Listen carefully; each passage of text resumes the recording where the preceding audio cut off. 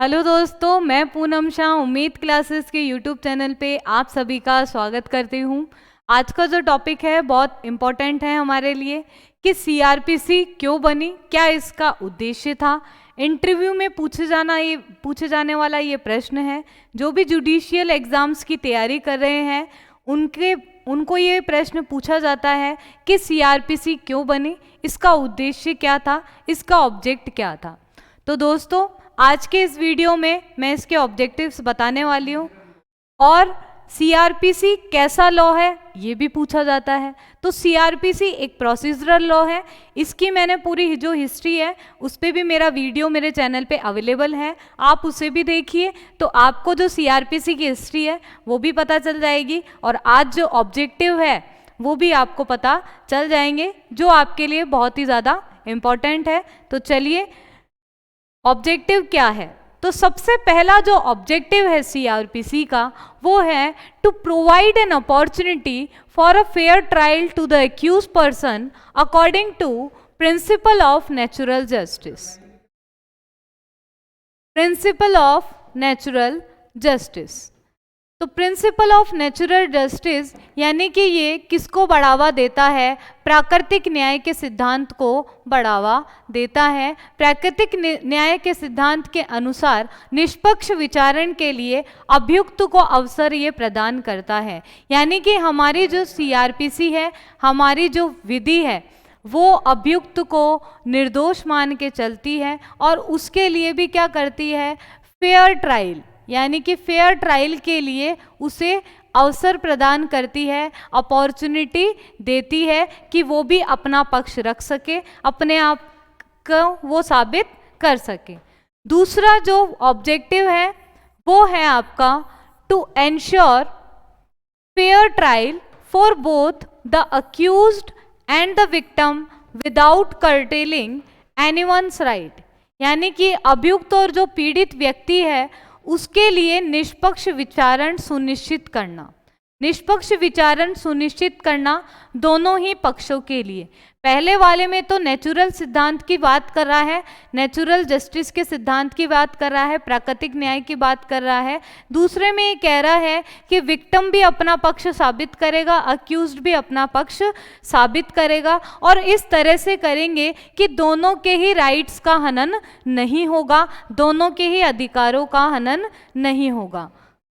Okay, तो next है आपका थर्ड वन है to achieve a fair adjudication process by laying criteria for admissibility of evidence. यानी कि साक्ष्यों को कैसे स्वीकार करेंगे कोर्ट में, तो उनके भी मानदंड निर्धारित किए गए ताकि निष्पक्ष निर्णय प्रक्रिया प्राप्त की जा सके, निष्पक्ष निर्णय उन पर लिया जा सके।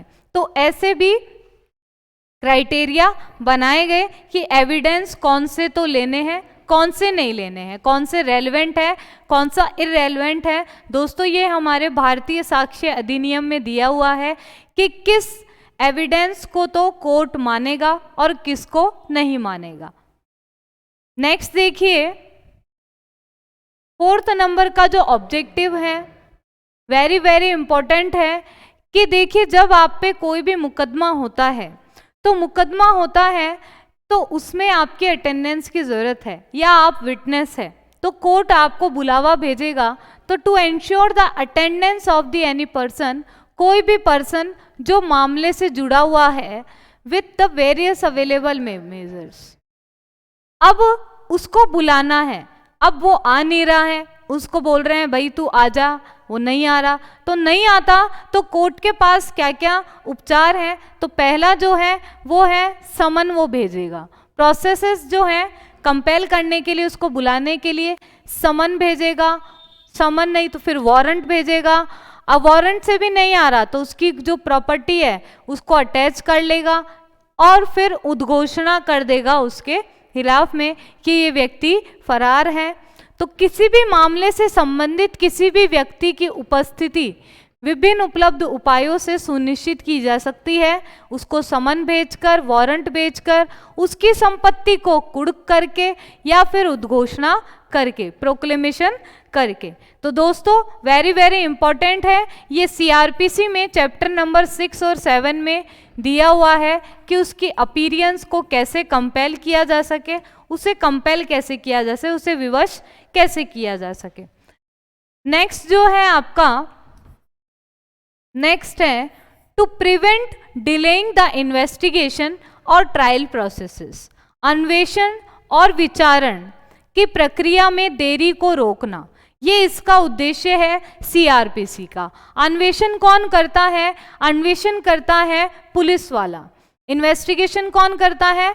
पुलिस वाला करता है। तो इन्वेस्टिगेशन में कोई भी डिले ना हो, इसको रोकना किसका काम है? सीआरपीसी का उद्देश्य है। और जो ट्रायल प्रोसेसेस होते हैं, जो कोर्ट में काम होते हैं, जो मामले पेंडिंग होते हुए चले जाते हैं, तो सभी की क्या है? समय सीमा आपको दी हुई है। जैसे पुलिस है, किसी को गिरफ्तार कर ली तो उसको 24 घंटे के अंदर कोर्ट में पेश करना जरूरी है, ये आपके सीआरपीसी में दिया हुआ है। तो सबकी समय अवधि जो है वो सुनिश्चित कर रखी है कि इतने दिनों में आपको यहाँ पर आना है या इतने दिनों में आपको ये चीज़ें पेश करनी है, तो और इतने दिनों में आपको इन्वेस्टिगेशन करनी है। तो ये सारी चीज़ें क्या उद्देश्य होता है इसका सीआरपीसी का? कि आपको डिले नहीं करना, यानी कि मामले का जल्दी से जल्दी क्या करना है? निपटारा करना है। नेक्स्ट जो है to explain the organisation of criminal courts in India, हमारे भारत में जितने भी क्रिमिनल कोर्ट्स हैं उनका निर्धारण करना, उनका बताना कि पहले कौन सुनेगा आपकी हाई कोर्ट, उसके अलावा आपके कोर्ट ऑफ सेशन है, उसके अलावा मजिस्ट्रेट है, चीफ जुडिशियल मजिस्ट्रेट है। तो उन सबकी कैटेगरी बना रखी है कि कौन किस अपराध को सुनेगा, किस अपराध का संज्ञान लेगा, किस और कोई अपराध है जिसका संज्ञान वो नहीं ले सकता, उस मामले को नहीं सुन सकता है, तो वो किसको भेजेगा। ये सारी चीज़ें सीआरपीसी बताती है। तो इसमें आ जाएगा भारत में जो और जो क्रिमिनल कोर्ट्स हैं इनको दोस्तों फौजदारी न्यायालय भी कहा जाता है। क्लियर? तो नेक्स्ट ऑब्जेक्टिव देखिए, इसमें नेक्स्ट ऑब्जेक्टिव है कि to explain the role and powers of the police and other authorities in investigation और ट्रायल प्रोसेसेस। तो जो अन्वेषण और विचारण में पुलिस की और अन्य अधिकारियों की जो भूमिका है, जो शक्तियां हैं, इसकी भी व्याख्या इसमें कर रखी है सीआरपीसी में कि पुलिस को क्या पावर है, अरेस्ट करने की पावर है तो कितनी है। तो ये सारी बातें उसमें बताई गई है। उसके बाद में नेक्स्ट जो ऑब्जेक्टिव है एक्सप्लेन कर रखा है पावर्स और जुरिडिक्शन कोर्ट का, कोर्ट के पावर्स एंड जुरिडिक्शन जो है वो कर रखा है आपका, एक्सप्लेन कर रखा है सीआरपीसी में, यानी कि जो न्यायालय की शक्तियां हैं और न्यायालय के क्षेत्राधिकार हैं कि कौन सा न्यायालय कहाँ पर सुनेगा और उसको सजा देने की कितनी शक्तियां हैं, ये सभी सीआरपीसी बताता है। टू ले डाउन, ये सीआरपीसी का आपका क्या है? ऑब्जेक्ट्स हैं। ये सारे ऑब्जेक्ट पढ़ रहे हैं हम कि ऑब्जेक्ट क्या है, कि उद्देश्य क्या है। एक तो उसकी शक्तियां बताना, दूसरी न्यायालय की और उसकी क्षेत्राधिकार बताना न्यायालय का। To lay down the procedure from the stage of investigation till the conviction और and the process of appeal, यानी कि उस प्रक्रिया को बताना जब उस मामले का इन्वेस्टिगेशन हुआ था और इन्वेस्टिगेशन से लेकर के उसके कन्विक्शन तक, यानी कि अन्वेषण से लेकर के दोष सिद्धि तथा अपील तक की पूरी जो प्रक्रिया है ये बताना इसका उद्देश्य है सीआरपीसी का, कि मामला शुरू कहाँ से हुआ, कब ये खत्म होगा, फिर अपील हुई है तो अपील कहाँ होगी, इन सब के लिए भी सीआरपीसी में प्रोविज़न किया गया है। ये सभी क्या है? इसके उद्देश्य हैं। तो दोस्तों जो सीआरपीसी है वो वेरी वेरी इंपॉर्टेंट है आप लोगों के लिए। इसके उद्देश्य जानना आपको उतना ही ज़रूरी है जितना इसको पढ़ना। किसी भी चीज़ को पढ़ने से पहले जब हमें उद्देश्य पता चल जाते हैं तब हमारे पास एक रूपरेखा आ जाती है कि सीआरपीसी किन किन चीज़ों में डील करता है, क्या होती है ये सीआरपीसी।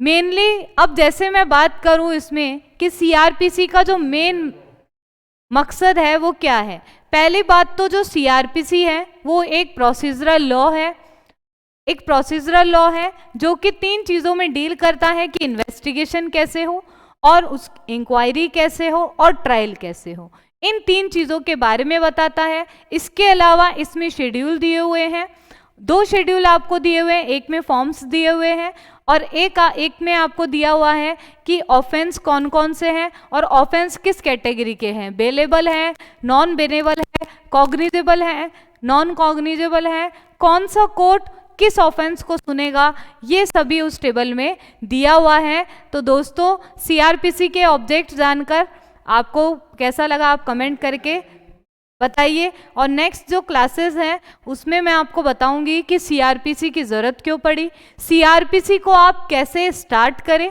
कैसे पढ़ना उसे शुरू करें कि आपको वो एक फ्लो में समझ में आ जाए। इन सब के लिए भी मैं आपके सामने वीडियो लेकर आऊँगी जो आपके लिए बहुत ही बेनिफिशियल है। जो भी जुडिशियल एग्ज़ाम की तैयारी कर रहे हैं उनके इंटरव्यू में ऐसे क्वेश्चन भी पूछे जाते हैं, तो उनकी भी जनरल अवेयरनेस के लिए भी पूछे जाते हैं। तो वो सारी चीज़ें आपकी उन वीडियोज़ में मैं कवर करूँगी। तो मिलते हैं नेक्स्ट वीडियो में। Thank you so much.